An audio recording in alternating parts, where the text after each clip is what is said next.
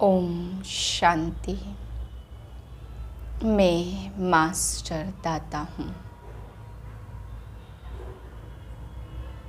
सर्वगुणों शक्तियों का दान करने वाली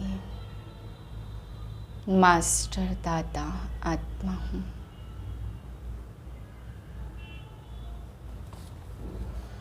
तेरह 10/2023 के महावाक्य हैं।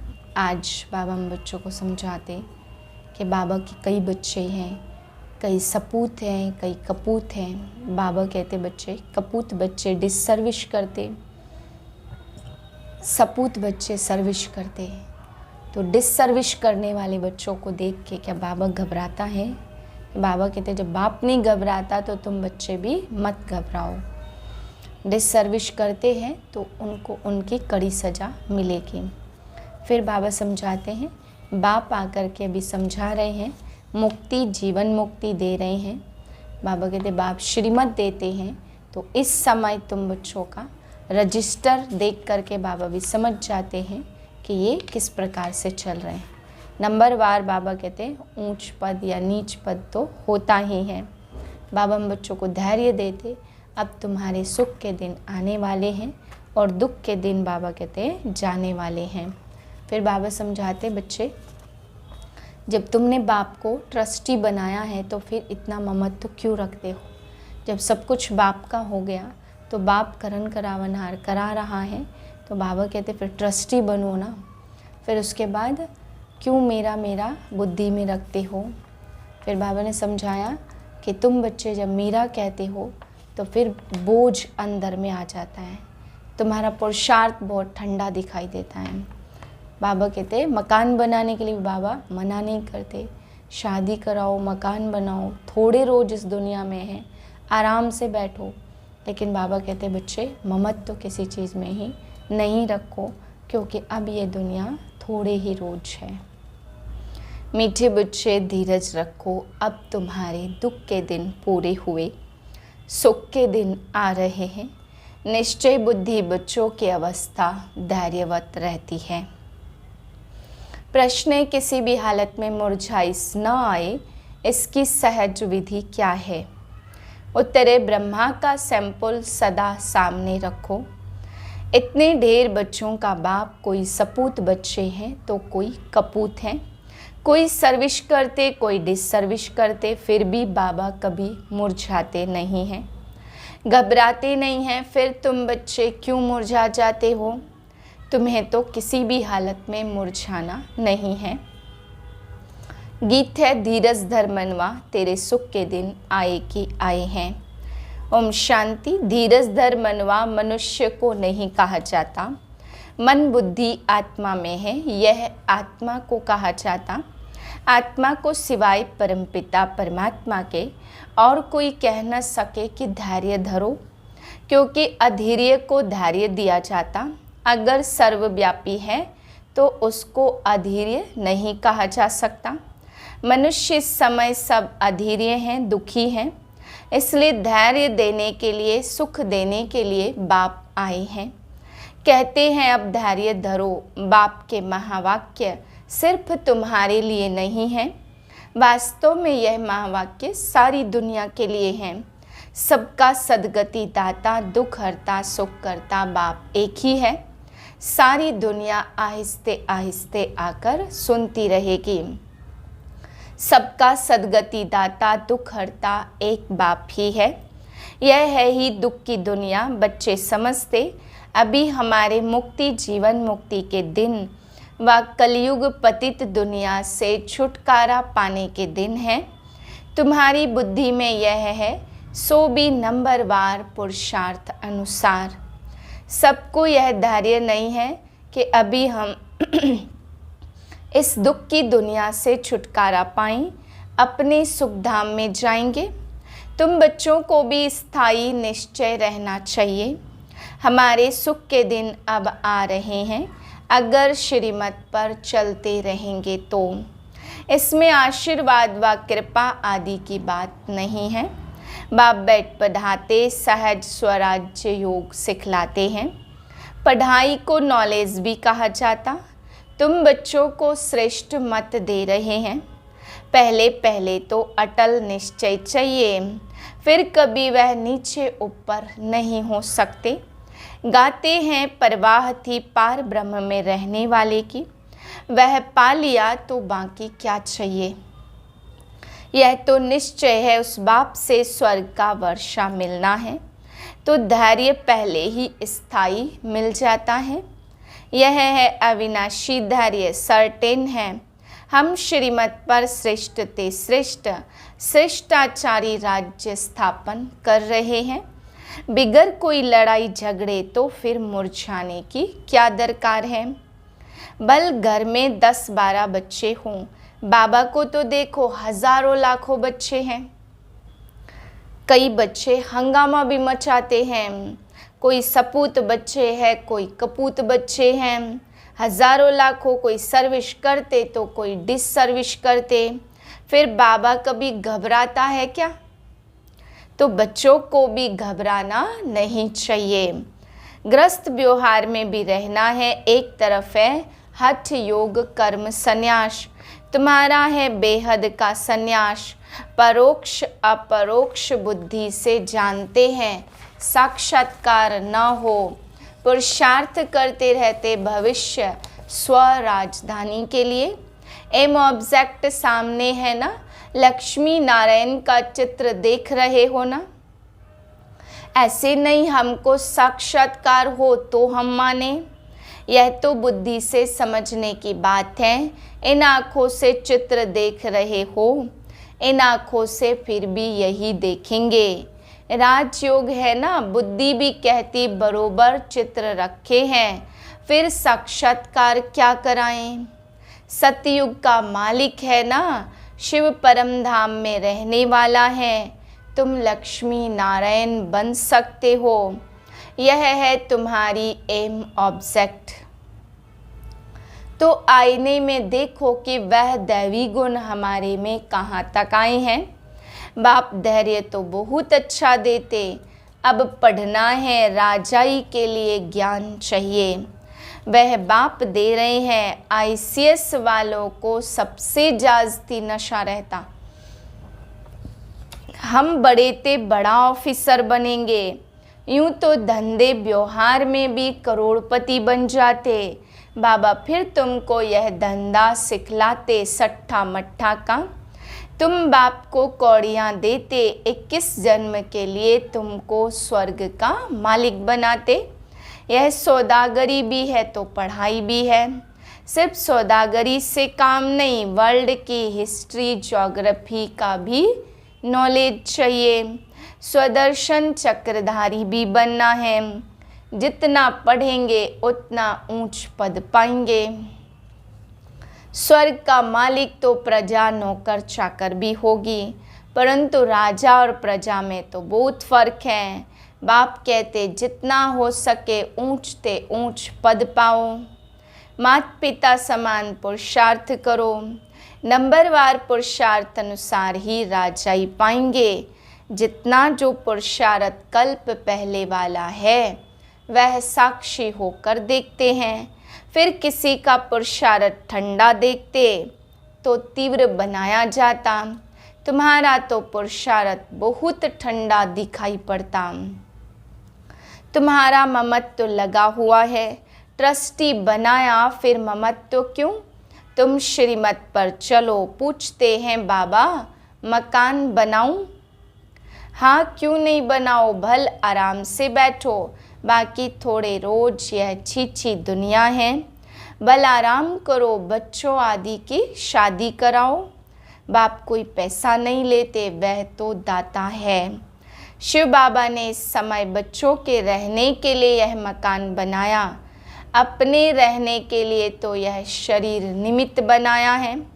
जीवात्माओं को तो जरूर रहने के लिए मकान चाहिए, तो तुम बच्चों के लिए बना रहे हैं।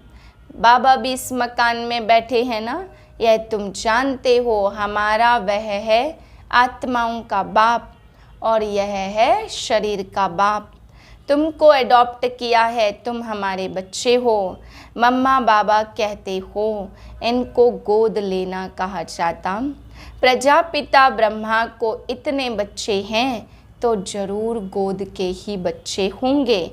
तुम बच्चों को अडॉप्ट करते, सरस्वती भी बेटी है ना। यह है बड़ी गुह्य बातें।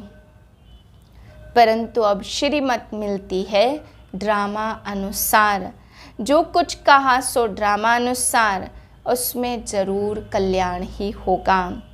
नुकसान होता है उसमें भी कल्याण ही है, हर बात में कल्याण है। शिव बाबा है ही कल्याणकारी, उनकी मत अच्छी है। अगर उस पर कोई शंका रही तो श्रीमत पर न चल, अपनी मत पर चलते, इससे धोखा खाएंगे। फिर शिव बाबा क्या करे, कदम कदम पर राय पूछनी है। सुप्रीम पंडा तो बैठा है ना। बहुत बच्चे यह बातें भूल जाते हैं क्योंकि योग में नहीं रहते। योग अथवा याद को ही यात्रा कहा जाता। याद नहीं करते तो समझे हम रेस्ट ले रहे हैं। यात्रा पर जाकर कोई रेस्ट लेते।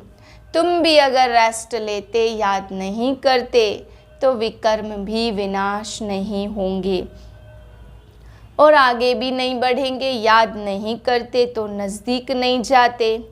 आत्मा थक जाती, बाप को भूल जाती। बाप कहते तुम यात्रा पर चल रहे हो, रात को तो तुम रेस्ट लेते ही हो। ऐसे नहीं रात को तुम नींद में हो तो यात्रा पर हो, नहीं, वह रेस्ट है। जब जागते हो तब यात्रा पर हो। नींद में कोई विकर्म नहीं होंगे, बाकी हाँ दूसरे कोई विकर्म होते नहीं हैं तो बाप सभी बातें समझाते। परंतु कोई अमल में भी जब लाए, ढेर पॉइंट बतलाते रहते। बैरिस्टरी की पॉइंट तब बुद्धि में आती जब वह बैरिस्टर पढ़ते हैं, डॉक्टरी व इंजीनियरिंग पढ़ते हैं, फिर वह डॉक्टर अथवा इंजीनियर आदि बनते। जो जैसा कोर्स करते वैसा बनते हैं। यहाँ तो एक ही कोर्स है, चलते चलो, तुम्हारे सिर पर पापों का बोझा बहुत है। उनको विनाश करने का एक ही उपाय है, बाप को याद करना, नहीं तो पद भ्रष्ट हो जाएगा। माला बनी हुई है, 9 रत्नों का भी गायन है। वह कहाँ से आए मनुष्य तो जानते नहीं हैं। 8 रत्न हैं जो रुद्र की माला बनते। तो पुरुषार्थ अच्छा करना चाहिए। स्टूडेंट अच्छा पढ़ते तो रजिस्टर से माता पिता को भी पता लगता। यहाँ तो बाप ही टीचर भी है तो वही जाने। तुम पढ़ते भी हो बाप के पास, रजिस्टर का भी उनको पता पड़ता। तुम भी अपने रजिस्टर को समझ सकते हो। कहाँ तक हमारे में गुण है, मैं औरों को कहाँ तक आप समान लायक बनाता। इतनी ताकत है जो कोई सामने देखे उनको शरीर भुला दे। कहा जाता हिम्मते मर्दा मददे खुदा। बाप बहुत मदद देते, तुम भी मदद देते हो योग की। बाप को चाहिए ही पवित्रता की मदद। सारी पतित दुनिया को पावन बनाना योग बल से। जितना जो योग की मदद देंगे उतना बाबा खुश होंगे। यह बाबा के लिए मदद है व अपने लिए। तुम जितना पढ़ेंगे उतना ऊंच पद पाएंगे। जितना याद करेंगे उतना मुझे पवित्रता की मदद करेंगे। मैं आया हूँ बच्चों को पावन बनाने, पावन दुनिया के लिए। पतित और पावन यहाँ बनते हैं, यह तो है ही निराकारी दुनिया। गाते भी हैं पतित पावन आओ, समझते नहीं पावन दुनिया किसको कहा जाता। रावण को सीता की जेल से दुख से छुड़ाया तो फिर सुख चाहिए। औरों को शांति बहुत मिलती, सुख थोड़ा मिलता है। तुमको सुख भी बहुत मिलता तो दुख भी मिलता। पिछाड़ी में जो आत्माएं आती हैं, थोड़ा पार्ट बचाए वापस चली जाती हैं। 1-2 जन्म भी लेते, थोड़ा समय आया यह गया। तुम्हारे तो 84 जन्मों की बात है, उनकी 1-2 जन्म की बात है। तुम 84 जन्मों को जानते हो। चक्र को जानने से चक्रवर्ती राजा बनते हो। वह थोड़े बन सकेंगे, उनके लिए यह ज्ञान नहीं है। यह ज्ञान तुम्हारे लिए है, तुम्हारे लिए पुरुषार्थ की बात है। देवी देवता धर्म सुख देने वाला है और कोई धर्म इतना सुख दे न सके। यह अनादि ड्रामा बना हुआ है। सभी को हीरो हीरोइन का पार्ट नहीं मिल सकता। किस्म किस्म के मनुष्य हैं, उसमें भी अच्छे बुरे अनेक प्रकार के हैं। श्रेष्ठ देवी देवता है, श्रेष्ठ उन्हों को कहा जाता, वह सतयुग में ही होते। उन्हों के चित्र भी हैं, परंतु यह कैसे बने हैं कोई भी नहीं जानता। कोई तो फिर कहते श्री कृष्ण हाजिरा हुजूर है, भगवान भी हाजिरा हुजूर है। इन सब बातों को तुम समझ गए हो। यह एम ऑब्जेक्ट बहुत अच्छी है समझाने के लिए। सबको निमंत्रण देकर जरूर समझाना है। अखबार से सबको निमंत्रण मिल रहा है। अभी टाइम बहुत थोड़ा है। अब तक बच्चे यात्रा करते करते थक जाते तो बैठ जाते, माया के तूफान सहन नहीं कर सकते। युद्ध के मैदान में माया तो जरूर पकड़ेगी, रुस्तम से रुस्तम होकर लड़ेगी। जोर से तूफान आएंगे, फिर कहते हैं जब से ज्ञान में आया हूँ तो विघ्न बहुत पड़े हैं, धंधे में भी घाटा हुआ है। बाबा कहते ऐसे मत समझो ज्ञान में आए हैं तब विघ्न पड़ते, यह तो दुनिया में होता ही रहता, इनसे डरना नहीं है। कभी चक्र की दशा, कभी राहु की, कभी किसकी दशा बैठती, चलते फिरते फां हो जाते। राहु की दशा कड़ी होती, माया खा जाती तो काले का काला बन जाते हैं। माया थप्पड़ लगाए एकदम काला मुंह कर देती है। माया की भी जीत होगी, सिर्फ बच्चों की जीत हो फिर तो झट राजधानी स्थापन हो जाए। उस्ताद को भूल जाते हैं तो माया थप्पड़ मारती है। ऐसे रूहानी साजन को सजनी भूल जाती है, यह भी वंडर है ना। अच्छा मीठे मीठे सकेलदे बच्चों प्रति माता पिता बाप दादा का याद प्यार और गुड मॉर्निंग। रूहानी बाप की रूहानी बच्चों को नमस्ते। हम रूहानी बच्चों की रूहानी बाप को नमस्ते। धारणा के लिए पहली पॉइंट, योग बल से पतित दुनिया को पावन बनाने में बाप का मददगार बनना है। याद की यात्रा में रेस्ट नहीं लेनी है। ऐसी याद हो जो सामने वाला अपना शरीर भी भूल जाए। दूसरी पॉइंट, श्रीपद में कभी भी शंका उठाकर अपनी मनमत नहीं चलानी है। हर बात में राय लेते उसमें अपना कल्याण समझकर चलना है। वरदान सहयोग की शुभ भावना द्वारा रूहानी वायुमंडल बनाने वाले मास्टर दाता भव। जैसे प्रकृति अपने वायुमंडल के प्रभाव का अनुभव कराती, कभी गर्मी कभी सर्दी, ऐसे आप प्रकृति जीत सदा सहयोगी सहयोगी आत्माएं अपनी शुभ भावना द्वारा रूहानी वायुमंडल बनाने में सहयोगी बनो। वह ऐसा है, वह ऐसा करता है, यह नहीं सोचो कैसा भी वायुमंडल है, व्यक्ति है, मुझे सहयोग देना है।